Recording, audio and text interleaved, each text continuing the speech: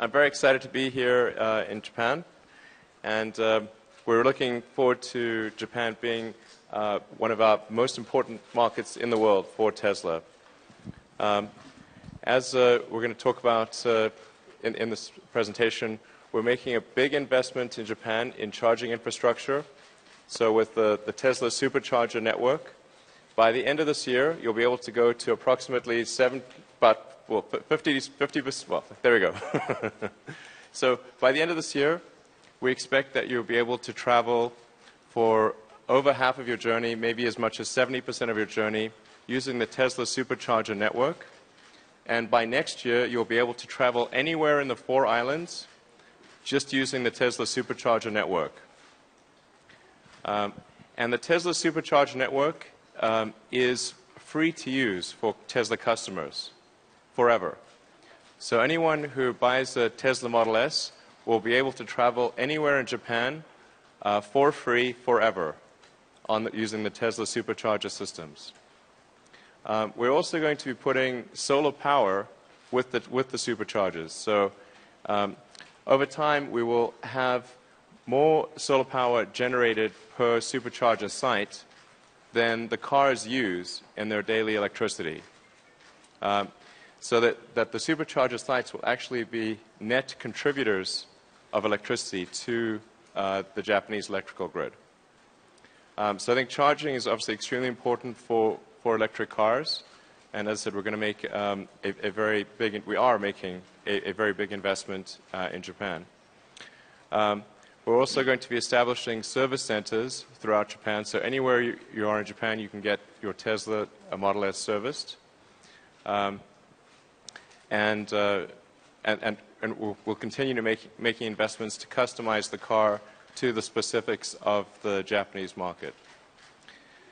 An important point I should emphasize about the Model S that I think maybe you may know about a little bit, but I think it's really worth emphasizing, is that the batteries in the Model S are all made in Japan.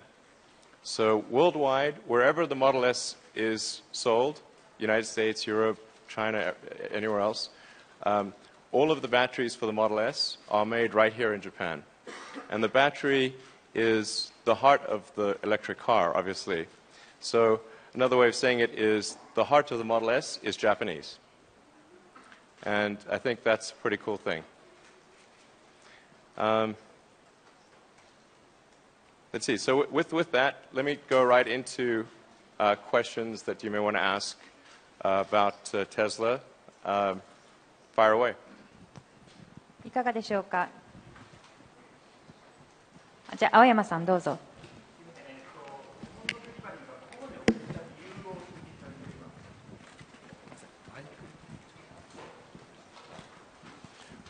The reason it's taken a while to do deliveries in Japan is that, first of all, we needed to make the car right-hand drive.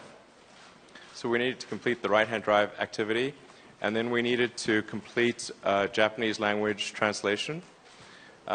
So that now that those two things are complete, we're able to start delivery of the cars. We didn't want to deliver a car that was in English or left-hand drive or something like that.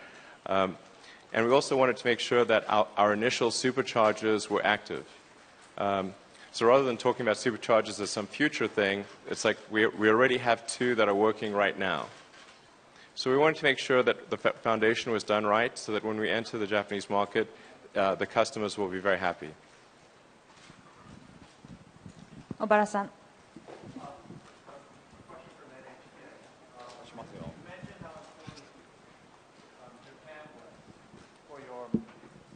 Awesome car, but in the future, for the prosperity of Tesla, how important is the Japanese market and also the Japanese technology? テスラにとって日本の技術と日本の市場というのはどのぐらい重要なんでしょうか。I think, well, Japanese technology is extremely important to the future success of Tesla, particularly through the battery pack, with Panasonic being our main strategic partner. Across all things, Panasonic is our #1 partner. They're also a shareholder in the company, as is Toyota, where we have also a some joint activity. But I see going quite long into the future, Japan being a critical partner, particularly on the very most important thing about electric cars, which is the battery. You've probably read about the Gigafactory, and again, that's where Panasonic will be our primary partner, but there are also a bunch of other partners that supply Panasonic, such as Hitachi and SMM and many others. So there'll be actually many Japanese companies in that industrial complex. But I should also say that we expect to continue sourcing battery cells from the factories in Japan. So it will not be a case of moving production from Japan to the US. It will be supplemental to the production that's already in Japan. And then as a market, I think our aspiration is that Japan would be the third largest market after the United States and China.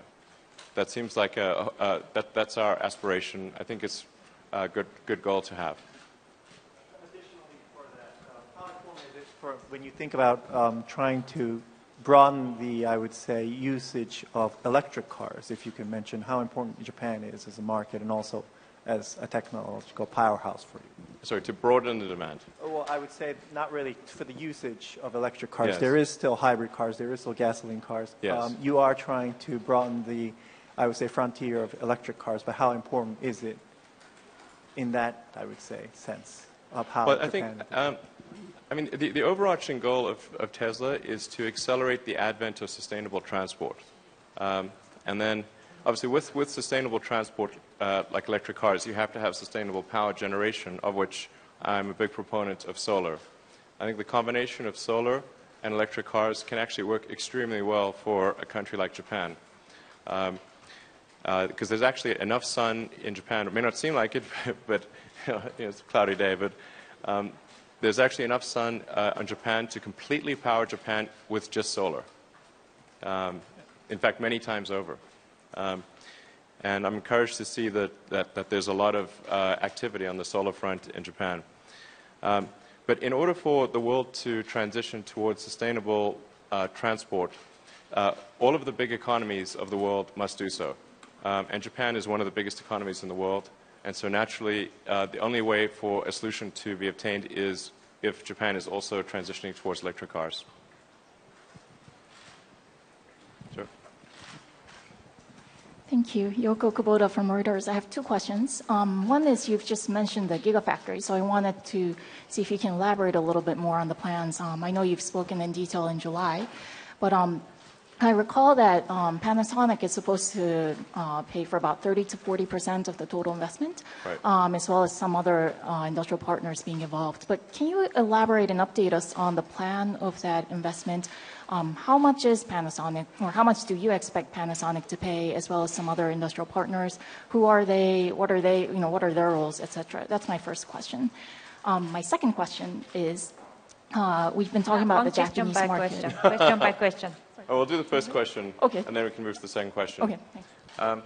I think what I've gone on record as saying is that the expected expenditures to get the Gigafactory up to full capacity they're probably in the range of $4 to $5 billion.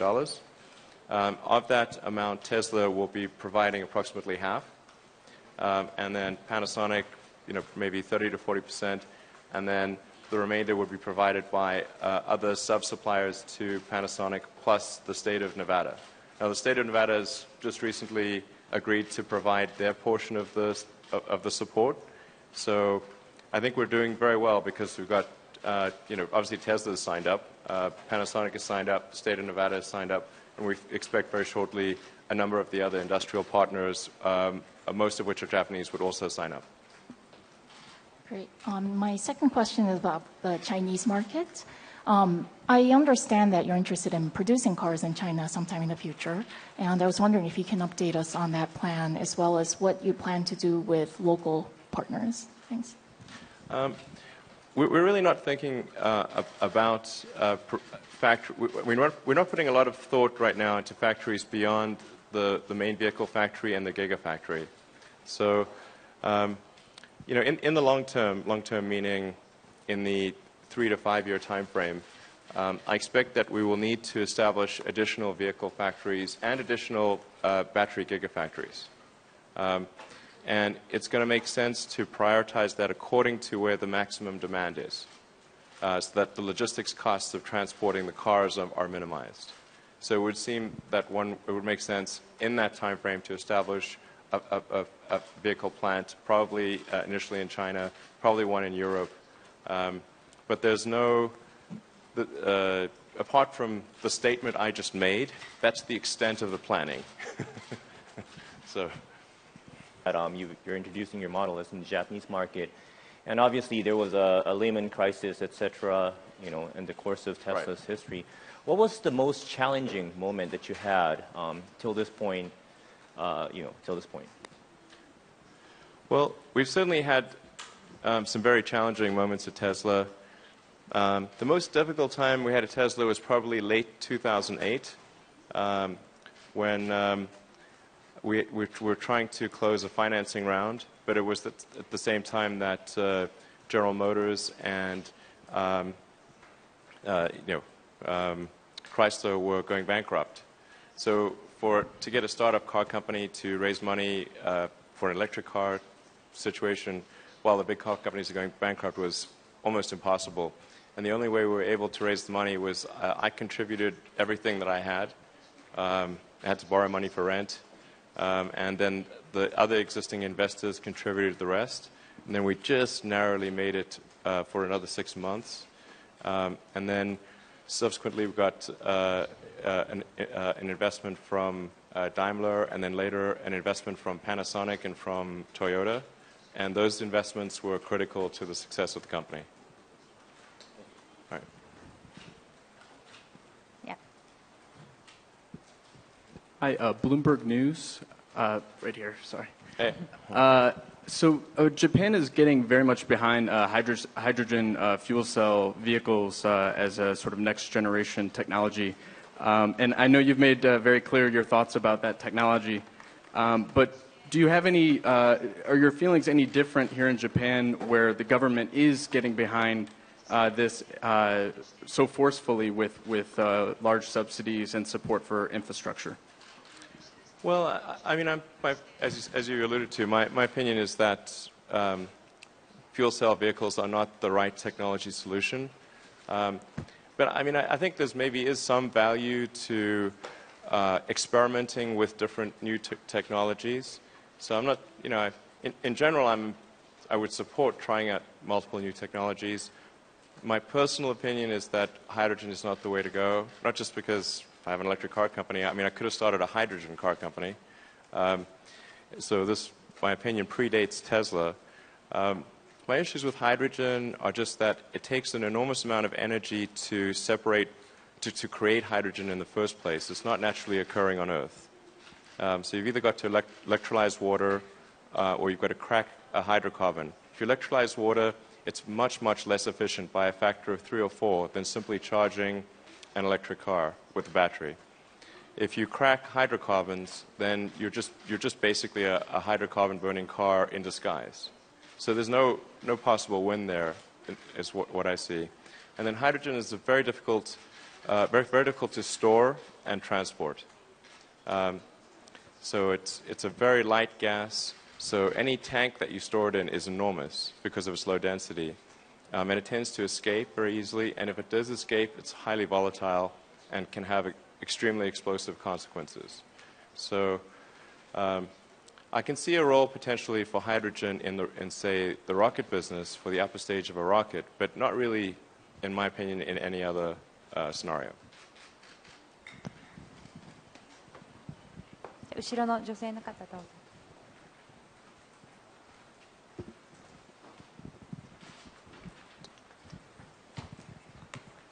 Hello, my name is Kane Nagaki from the Financial Times. I know Tesla has had a very good relationship with Panasonic for a very long time, and I just wanted to ask what makes Panasonic so special for you? And also, Panasonic officials have said previously that they're trying very hard to keep up with your fast, speedy decision making. And I was wondering if the process on the talks in the Gigafactory, if it's ever been frustrating for you, the speed with which you've carried out talks with Panasonic? I have nothing but complimentary things to say about Panasonic. It's a great company. And I think in particular, Yamada-san from Panasonic, in fact, I'm going to give him his personal car, which he's buying with his own money later today. He's been an amazing advocate for Tesla within Panasonic. Yeah, I think we are probably pushing Panasonic faster than they would normally go, but hopefully that is a good thing. I think it will turn out well for both companies. And I have to say that the speed at which Panasonic is making decisions is extremely impressive for a big company. And we really feel very honored that they would take a risk on Tesla. So. 大西さんどうぞ。日経ビジネスの大西です。非常に長い視点で、経営のビジョンだとか戦略と練られていると思うんですけれども、株式を上場することに対する考え方、どう考えているのかっていうだとか、あとはスペース X の上場に対する考え方をお聞かせください。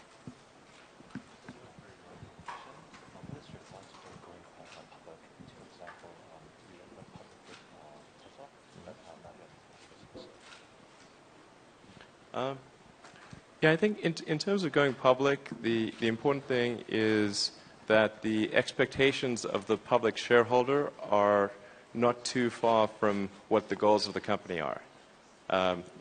So the reason I haven't taken SpaceX public is because the goals of SpaceX are very long-term, which is to establish a city on Mars. And that is outside of the normal time frame of a analyst on Wall Street. So that means there would be too much of a tension between the time frame of, say, the analysts and investors on Wall Street compared to the time frame of the company. That's why I'm hesitant to take SpaceX public. I mean, even Tesla, arguably Tesla, maybe we took Tesla public too early. But as a car company, we just needed to raise a lot of money to expand, and so we went public. A lot of skepticism initially, or perhaps still is there to some degree. At one point, I think we were the most shorted stock on the entire stock market. So.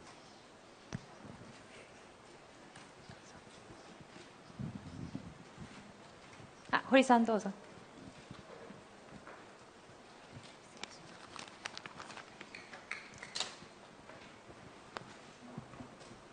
フリーランスの堀と言います。よろしくお願いします。エネルギーコストについてお伺いをしたいんですが、日本は今原発が止まっていること、そして海外から輸入する燃料費が非常に問題になっています。車を動かす動力のエネルギー源、今後日本の展望について、そしてテスラ社の戦略についてお伺いしたいんですが、お願いします。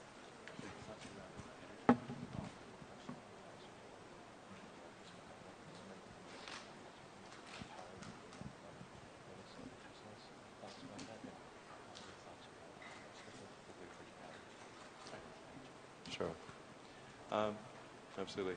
Well, with respect to energy generation, I think by far the most important thing is solar power, because the sun is actually quite reliable as an energy source, and the Earth, if you think about it, is almost entirely solar powered already.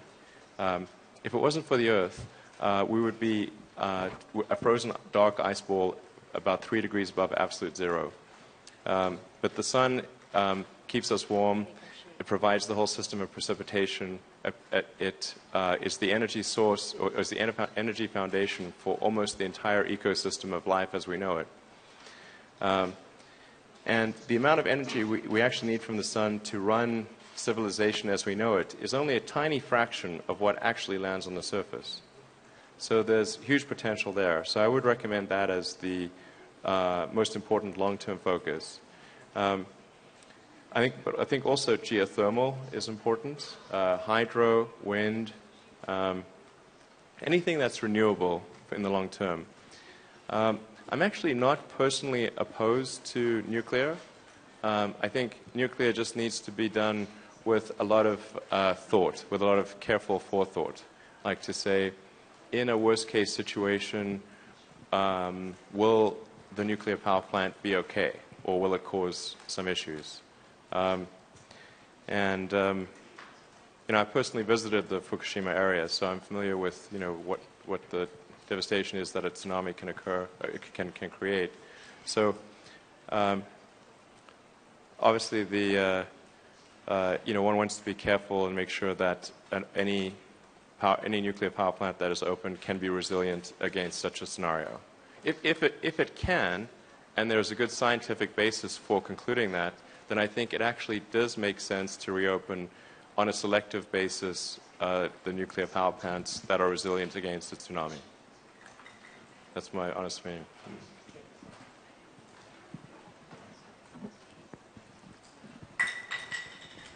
どうぞ。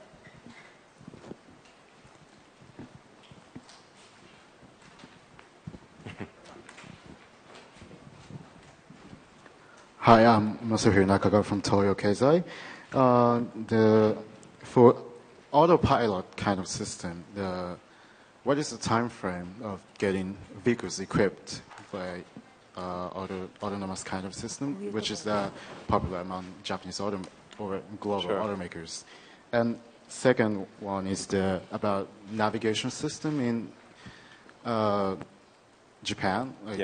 There's no navigation system, just Google Map at the time of launch right now for Model S. So what do you think about that? Sure. So one of the great things about the Model S is that we're constantly upgrading the software. And those software upgrades apply to the existing fleet, not just to the new cars.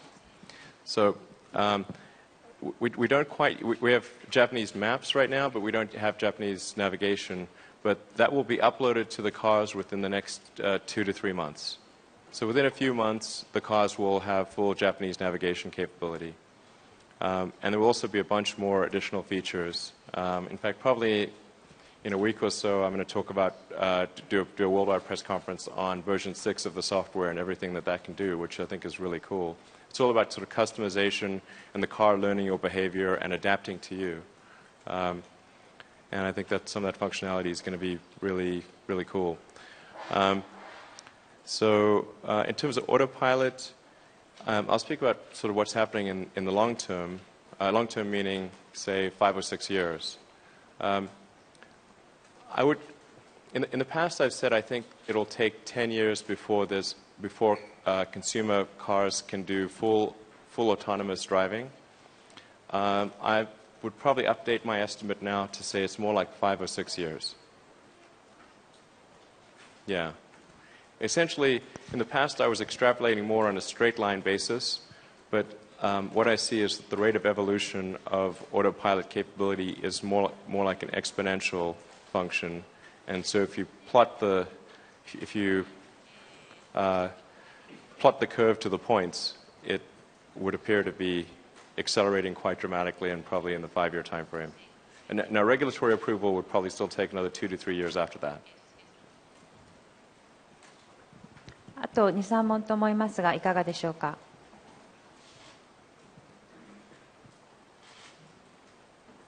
小浜さん、どうぞ。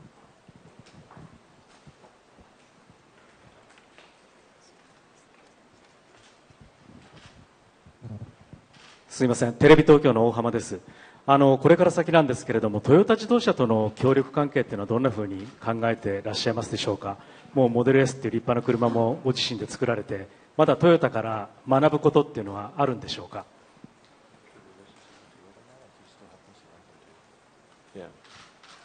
We have a very good relationship with Toyota, and they're a significant shareholder in Tesla. The RAV4 program is expected to come to an end later this year, but I think that if you look out maybe 2 or 3 years from now, that I would not be surprised if there is a significant deal with Toyota and Tesla. So we have no definitive plans, but if you said what's my best guess, I would say my best guess is that there'll probably be something significant of maybe on a much higher volume level in 2 or 3 years. But we love working with Toyota, and we have a huge amount of respect for them as a company, and certainly much to learn.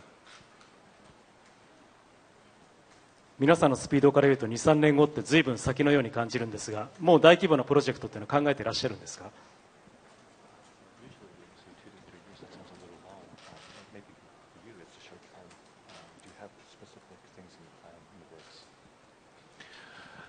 We don't have anything specific planned, but the constraint that we're trying to overcome in the next few years is that of battery cell production. So in order to overcome that constraint, we really need the Gigafactory production to go live. And we're expecting that the Gigafactory output would be approximately, this is a very rough guess, something like 2/3 for Tesla vehicles, but 1/3 for stationary storage and other vehicles. So we're actually intentionally leaving excess output capability for the Gigafactory in order to potentially supply other companies with battery packs. Yeah. But until we have that production capacity, it actually isn't possible for us to supply battery packs because we have the cell supply shortage.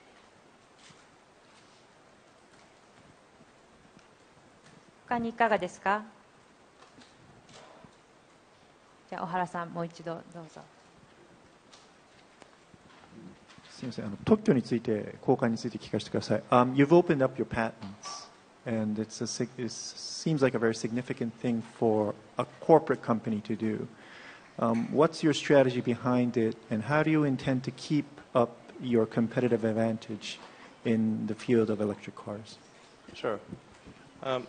Well, I mean, the reason for open sourcing our patents, or essentially making them available to anyone who wants to use them, is to help encourage the development of electric vehicles, even if they are competitive electric vehicles. I think it's extremely important to the world that we accelerate the advent of sustainable transport, and I don't want Tesla to do anything that would slow it down. Now, this may turn out to be, in the future, people may look back at it and say, well, this was a pretty foolish decision, and now you got your butt kicked. that may be the case, in which case, well, damn. But I think the more important thing is really the acceleration of electric vehicles. So hopefully our patents can be of some use to some companies and do some good. Yeah, and hopefully it'll encourage more electric vehicles. That's really the only reason we did it. And I hope it doesn't turn out to be a dumb decision. Do have plans for overcoming that dumb decision? Well, I think the most important thing is to keep innovating. So, I mean, all patents really do is they slow down competitors. It's like if you're a ship and you're dropping mines behind your ship to slow down the other ships, you know. And we don't want to drop the mines. So, but I think true competitive advantage on technology front is more about your rate of innovation than it is the degree to which you're slowing others down. And also, you see a lot of these very big companies and these big patent battles like Apple and Samsung, and like who is really winning there except the lawyers, honestly, you know. So I think the true strength of Tesla will be decided by its pace of innovation. Are we making our products better at a really fast rate? If we are, then I think we will not need to worry about being able to sell out our cars. That's the main thing.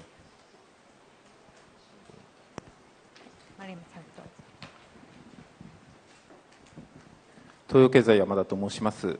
テスラとしてその利益を上げて大きな企業になっていくということと、もしその EV を社会に普及させるということの、どちらかしか達しない場合っていうのは、なんて言うでしょう、 EV が普及すればある意味そのテスラが犠牲になってもいいというような感じに非常に聞こえるんですけれども、そういったお考えは持っていらっしゃいますでしょうか。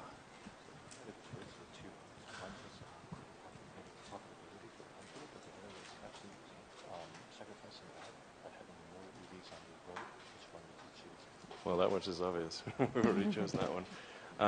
Yeah, for Tesla, we do have the option of slowing down and I think if we slow down our investment and our R&D, we would definitely be profitable in that situation. But I think it's more important that we try to increase production, bring more affordable electric cars to market, even if that means that we are not profitable in the short to medium term. So yeah, we've certainly chosen the path of high growth over the path of profitability.